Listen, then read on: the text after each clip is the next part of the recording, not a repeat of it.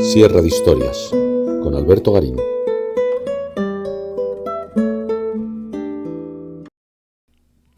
La ciudad romana de Segóbriga, en Cuenca, es uno de los mejores ejemplos que conservamos en la península ibérica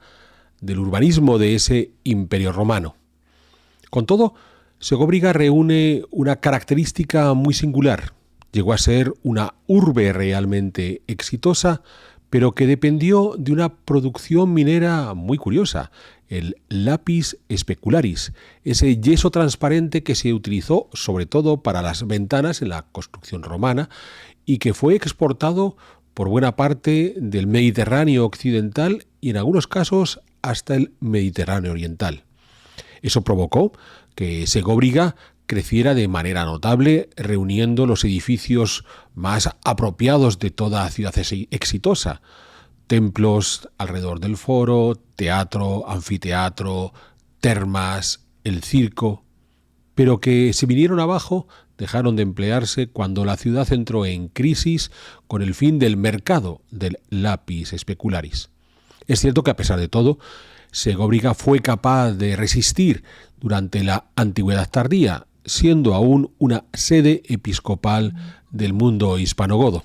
pero ya quedó completamente olvidada en los tiempos islámicos, lo que fue una ventaja para esa ciudad romana previa, pues quedó bajo ese manto de olvido hasta que los arqueólogos volvieron a recuperarla a partir del siglo XIX.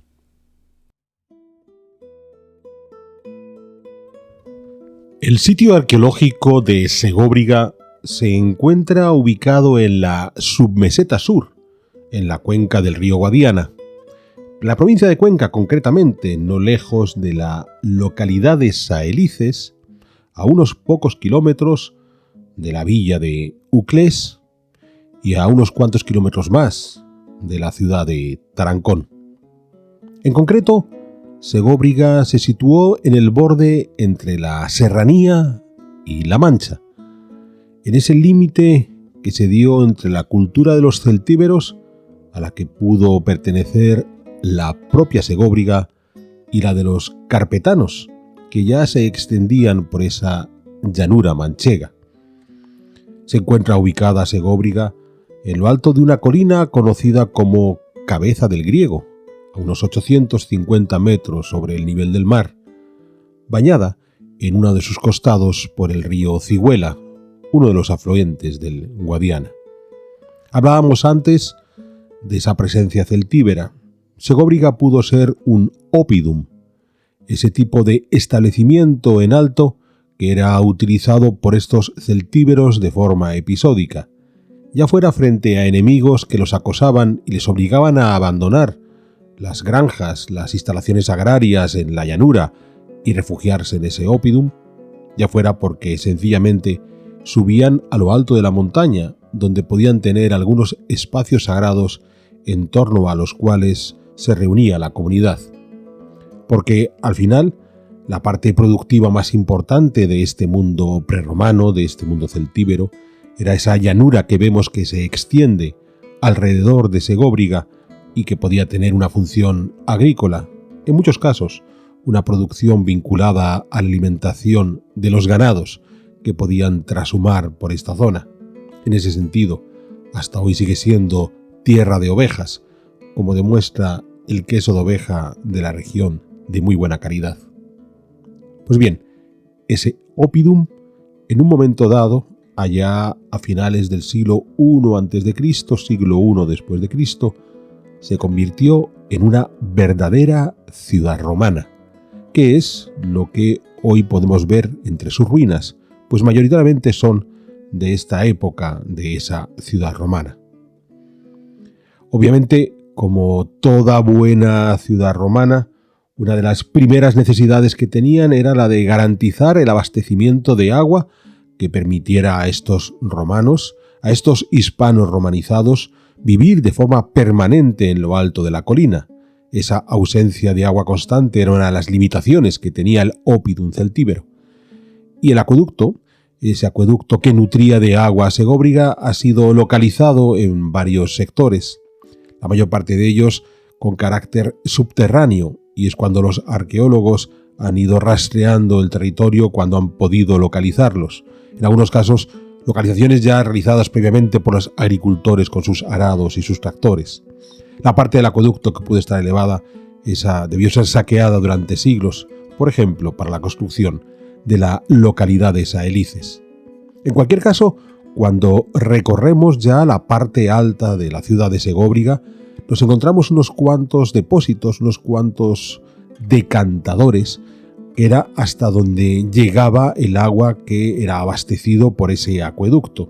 estando situado uno de ellos en el punto más elevado y probablemente como distribuidor hacia los otros decantadores que encontramos por toda la colina, uno de los cuales indudablemente tenía que nutrir las termas monumentales, que es uno de los edificios más significativos y mejor estudiados de esta parte de Segóbriga.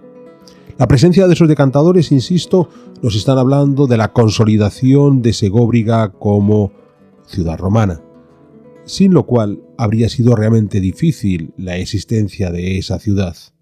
Como bien nos explica el maestro Isaac Moreno, no podemos concebir una ciudad romana sin una traída de agua de calidad a través de los acueductos y una distribución adecuada, por ejemplo, con estos decantadores a los que estamos haciendo referencia. Si nos adentramos ya en la propia ciudad de Segóbriga, en cómo quedó establecida sobre el terreno, aunque habitualmente se nos explica que es una ciudad regular, prácticamente un plano cuadriculado,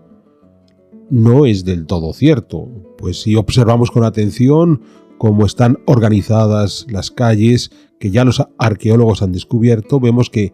cierta regularidad hay, pero no esa planimetría cuadriculada. Para ello partimos del foro, que es el espacio central, y en torno al foro encontramos al menos 3 calles que sí que tienen una orientación de ángulo recto interesante, pero ya hay una cuarta calle que rompe esos ángulos rectos con una distribución inclinada, la que va hacia la puerta de la ciudad. Después, por encima del foro, donde están las termas monumentales, volvemos a encontrar otra serie de calles más o menos regulares, pero que no están en esa disposición de cruce perfecto con las calles del foro. Pero es que si vemos la calle que viene desde el exterior de la ciudad, esta está completamente inclinada respecto a la planimetría interior.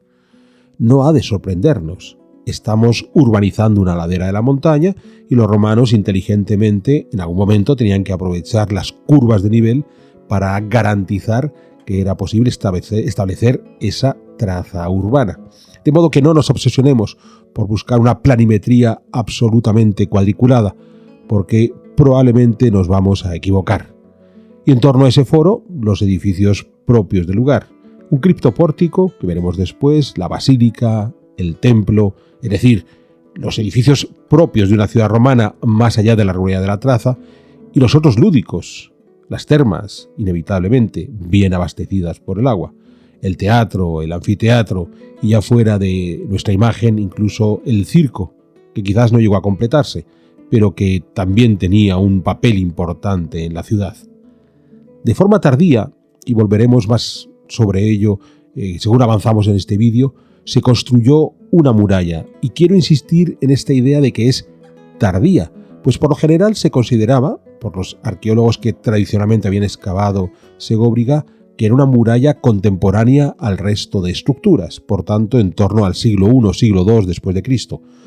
En absoluto, estamos hablando de una muralla tardía del siglo IV y más posiblemente del siglo V después de Cristo, de modo que es una muralla que ya viene a encajarse sobre las estructuras preexistentes. Llevamos varios años produciendo nuestros programas de divulgación de historia e historia del arte a través de Sierra de Historias. Y lo hemos conseguido gracias al apoyo de todos ustedes que con regularidad se han convertido en espectadores de nuestros vídeos. Nos gustaría poder seguir haciéndolo y para ello hoy me atrevo a pedirles su apoyo. Les voy a pedir que se suscriban a nuestro canal, aquellos que aún no lo han hecho, para así estar al corriente de las nuevas producciones que vamos incorporando a este canal. Y además invitándoles a aquellos que nos puedan echar una mano económicamente a hacerse miembros de Sierra de Historias, porque esa es la mejor forma de garantizar que podemos seguir adelante con nuestro trabajo, en donde nuestro empeño por lograr una divulgación histórica en la que el arte sea fundamental es la clave. Sé que muchos de ustedes aprecian este trabajo y sé que van a poder hacer ese esfuerzo, de modo que permitan agradecérselo por adelantado y ahora sigamos disfrutando de nuestras Sierra de Historias.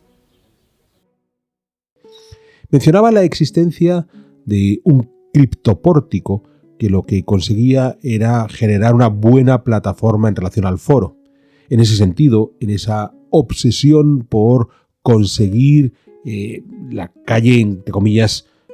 perfecta que pudiera permitirnos acceso a ese foro, en el momento que estábamos en un espacio inclinado que había que aterrazar, lo que van a hacer es buscar unas soluciones que permitieran ese aterrazamiento y a la vez ampliar la disposición de ese foro. Inicialmente, cuando los arqueólogos encontraron el criptopórtico, lo que hallaron fue un espacio en un nivel por debajo del foro, constituido por dos naves separadas por una fila de columnas o pilares. En la restitución que se ha hecho en la actualidad podemos observar cómo funcionaba ese criptopórtico. Una restitución obviamente con materiales contemporáneos, pero que nos permiten entender dos cuestiones importantes. La propia existencia del criptopórtico, de este espacio subterráneo, que podía haber tenido una función de almacenaje, por ejemplo, y el hecho de que el techo de ese criptopórtico, esa plataforma lisa por encima de este espacio de dos naves, se convertía en una prolongación del foro que, al estar en un nivel superior, lograba, gracias a ese criptopórtico, salvar el desnivel y ser más amplio de lo que en principio ese foro podría haber tenido. Y a partir de ahí ya nos vamos a encontrar con las calles que van a permitirnos acceder hacia el foro. Esas calles que, como veíamos antes en el trazado, algunas sí se cortan en ángulo recto y otras de una forma más en diagonal, porque a la larga lo que se trata es de salvar la diferencia de altura en esta pendiente en la que se ubica Segóbriga. Obviamente, cuando estamos viendo las calles, las vamos a encontrar con los elementos propios del mundo romano. Una sucesión de columnas que generarían un pórtico que daría acceso a las viviendas, a las tiendas del interior, y por delante el área de acera y de calzada, que en este caso vemos bien por donde discurre el alcantarillado que recogería las aguas servidas de la ciudad, porque en el momento que tenemos un acueducto que está haciendo entrar agua limpia a Segóbriga, vamos a necesitar un alcantarillado que evacúe las aguas negras. Un alcantarillado que además, según han ido avanzando las excavaciones arqueológicas y cada vez de manera más fina, se ha completado bien con un alcantarillado previo que venía del centro del foro a evacuar a esa alcantarilla general, de modo que se está buscando la recepción no solamente de las aguas servidas, sino también de las pluviales, de las que vienen como fruto de la lluvia. En definitiva, a pesar de los escasos restos conservados, una estructura de calle claramente romana. Y por encima el foro, esa gran área abierta donde se reunían los habitantes de la ciudad, donde podían colocarse las estatuas, y algunas se han encontrado y están en el Museo de Segóbriga, de los dioses preferidos o incluso de algún ilustre del lugar, y ya en torno a ese foro, como mencionábamos antes, los espacios más importantes, comenzando por la basílica, que quedaba en paralelo al foro, de modo que se entraba por uno de los lados y no por los pies, como uno podía esperar cuando está pensando en el tránsito de las basílicas romanas a las basílicas cristianas. Y junto a esa presencia de la basílica,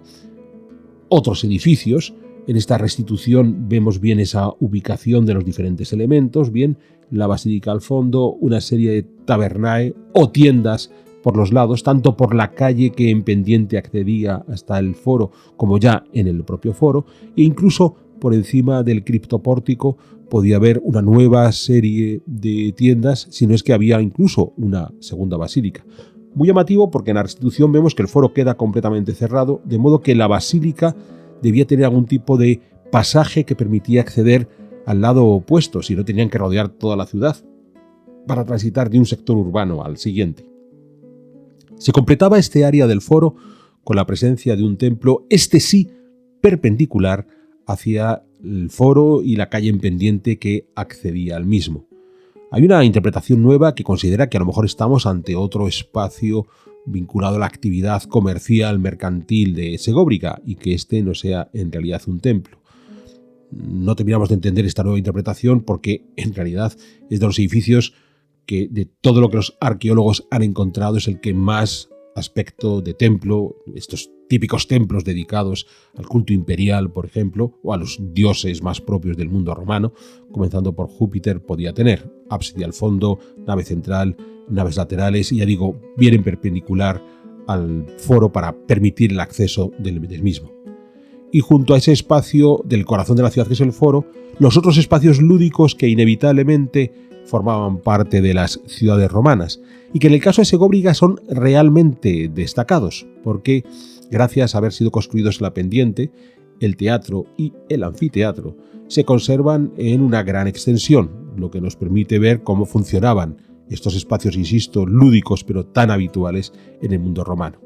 Claro, estamos viendo un teatro apoyado en pendiente. Ya hemos hecho alguna sierra de historias previa donde explicábamos que el 90% de los teatros romanos se apoyaban contra una pendiente natural, porque estos tipos, muy prácticos, en lugar de construir elevación, si esa pendiente natural existía en el entorno urbano, la aprovechaban. Olvidémonos de esas diferencias que nos explicaban en el colegio de que el teatro griego se apoya contra la pendiente natural y el romano se construye en elevación. No, los romanos, si pueden construir contra la pendiente natural, también lo hacen. Bien es cierto que lo que se conserva es precisamente la parte del teatro que está apoyado contra la pendiente, que es la del graderío, mientras que el escenario, que debía tener también su propia monumentalidad, debía también tener su muro de cierre, este se ha perdido por completo. A la larga pudo ser fácilmente saqueado, no cuando cae el Imperio Romano, sino posiblemente ya en los últimos siglos de existencia de la ciudad de Segóbriga a partir del siglo IV, cuando las actividades teatrales dejaron de realizarse quizás por la presión de la Iglesia Católica. En cualquier caso, hasta la actualidad, cuando uno se encuentra ubicado en el teatro de Segóbriga, aun estando incompleto, demuestra la calidad acústica que tuvieron los ingenieros romanos en su construcción. Completando el espacio lúdico, en esa misma ladera que daba acceso a la ciudad, tenemos el anfiteatro. Recordemos estos espacios ovalados donde se llevaban a cabo las luchas de gladiadores, tan populares en el Imperio Romano. Cuando estamos pensando en estos monumentos como teatro y anfiteatro, para el mundo español vendrían a ser algo equivalente a dos espacios lúdicos inevitables en cualquier gran ciudad española, que es la Plaza de Toros y el Estadio de Fútbol. Entonces, terminan por ser los grandes edificios de esas ciudades casi de forma omnipresente y de los que más cantidad de público atraen. Esto ocurrió también en Segóbriga, donde en este anfiteatro pudieron llegar a estar sentadas hasta 5.500 personas, probablemente una cantidad de espectadores mayor a la población que pudo llegar a haber albergado Segóbriga, lo que indicaría que los espectáculos en esta ciudad congregaban no solo a los habitantes de la urbe, sino a los de toda la comarca. De nuevo, la parte mejor conservada del anfiteatro es el graderío que está apoyado contra la pendiente natural, más allá de las restauraciones que se han hecho a posteriori, muy bien indicadas. Es muy fácil distinguir dónde se ha recrecido o dónde se ha llevado a cabo una reposición de materiales que ha podido perderse de las piezas originales. Una reconstrucción que a la larga se ha combinado con esa nuevo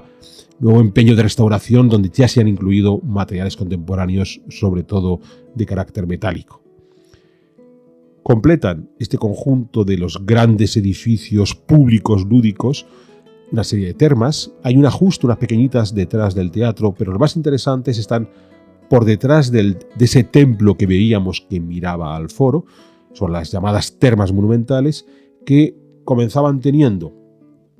un amplio patio abierto que podía funcionar como gimnasio, donde aquellos que acudían a las termas podían llevar a cabo algunos ejercicios. Hay un pórtico alrededor que da hacia ese área abierta. Y luego las termas propiamente dichas, ya superado ese espacio del gimnasio, donde nos encontraremos con los espacios propios de todas las termas. Una primera piscina excavada en el terreno, que sería el Frigidarium, donde se va a encontrar la piscina de agua fría, y ya pasado ese espacio llegamos al área del Tepidarium, la piscina de agua templada, y el Caldarium, donde probablemente más que piscinas excavadas pudieran ser directamente bañeras. Es cierto que buena parte de la estructura asociada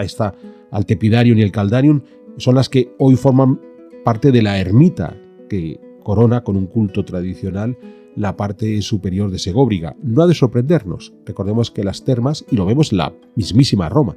las cubiertas de las termas, las estructuras abovedadas de las termas estaban hechas con unos acabados constructivos de altísima calidad que han permitido que transcurran en el tiempo y sean reaprovechados, en muchos casos, en Roma y en Segóbriga como espacios de culto católico. Por detrás de la actual ermita, del Caldarium, encontramos algunos restos de donde podían estar los hipocaustos que alimentaban de aire caliente al Caldarium y al Tepidarium. Aquí vemos una reconstrucción hipotética de cómo podía ser el sistema gimnasio, área fría, área templada, área caliente y toda el área de calderas que nutrían de aire caliente los hipocaustos alrededor. La pregunta que nos hacemos en este punto es: esta ciudad, en este entorno un tanto austero en el que vivían los celtíberos, que estaban en esos bordes de la serranía de Cuenca y que se podían dedicar al cultivo agrícola, en muchos casos dirigido a la alimentación del ganado, ¿por qué en esa sociedad que en el mundo prerromano habían vivido de una forma, insisto, tan austera, habían sido capaces a partir del siglo I y durante el siglo II después de Cristo de crear una ciudad con tanto lujo, una ciudad con tantas comodidades, más allá de que el tamaño de la misma no sea especialmente grande, cuenta con todo lo que tiene que disponer una ciudad romana de postín?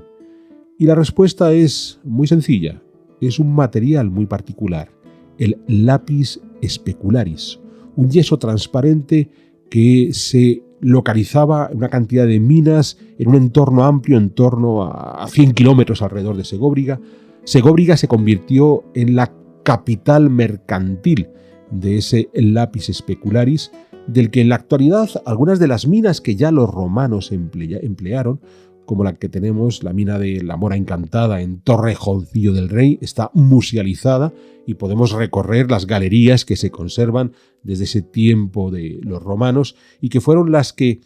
abastecieron de estas curiosas láminas de yeso empleadas sobre todo para las ventanas, que se vendieron por todo el Mediterráneo occidental y central y en algunos casos hasta en el Mediterráneo oriental y que marcaron la fortuna de Segóbriga durante estos siglos I, II y hasta el III, cuando las técnicas del vidrio se desarrollaron y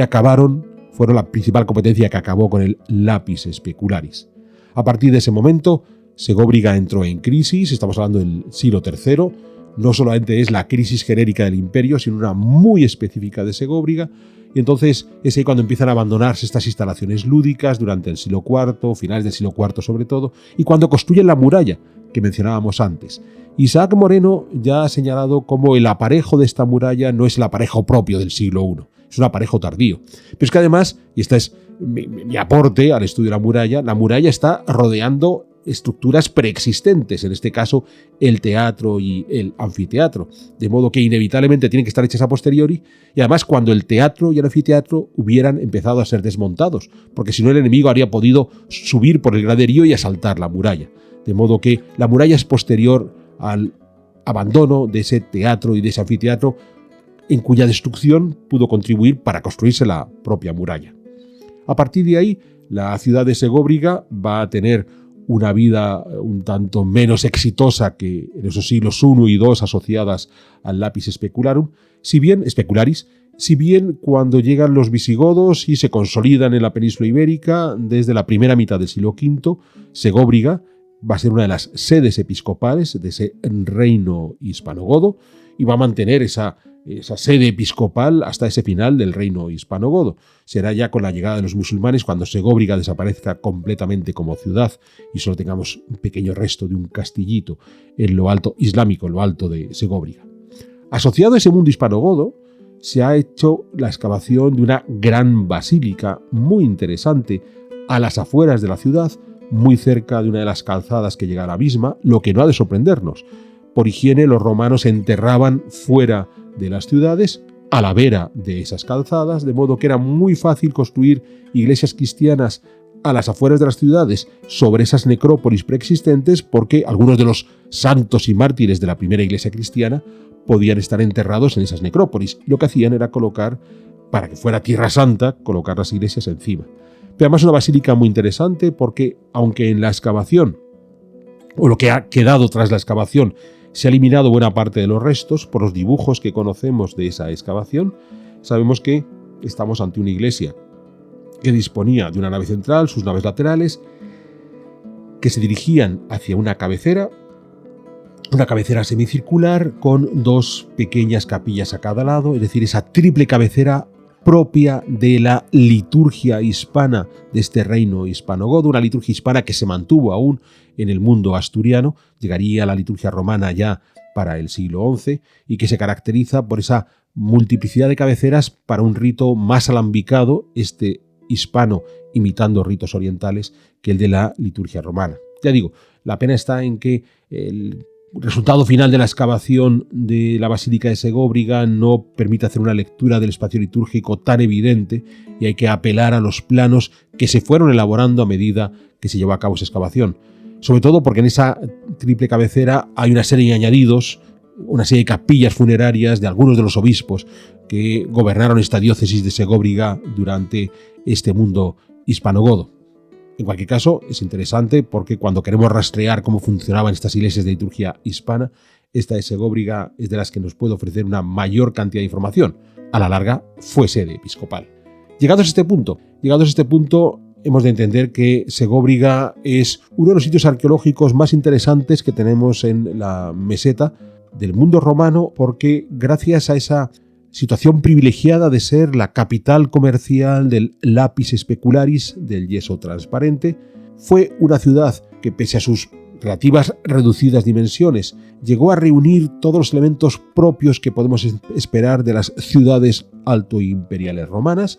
algunos de los cuales, como buena parte del teatro y el anfiteatro, se han conservado en relativo buen estado hasta la actualidad, y los otros, los arqueólogos, han sido capaces de ir descubriéndola. Pero que además nos marca muy bien el tránsito hacia la antigüedad tardía, hacia ese mundo hispanogodo, con la presencia al exterior de la basílica, y que nos está contando que incluso dentro de una ciudad ya, entre comillas, deprimida, seguía teniendo la capacidad de tener esa sede episcopal, lo que nos tiene que llevar a replantearnos, ya no era la capital del lapis specularis, pero seguía siendo la urbe a partir de la cual se articulaba este territorio de ese borde entre la serranía y la Mancha conquense. En definitiva, una ciudad en la que, como hemos ido viendo, algunas interpretaciones arqueológicas han sido un poco forzadas, pero cuando hacemos una lectura correcta, nos ofrece un panorama de la organización territorial y de la explotación económica en el Alto y en el Bajo Imperio de esta zona de la meseta de indudable gran valor.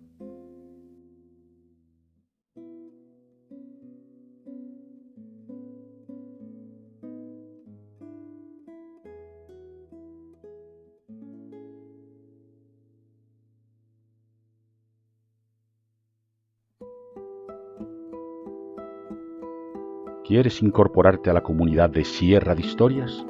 Pulsa el botón Unirme, apóyanos con tu contribución y conviértete en miembro de nuestro canal.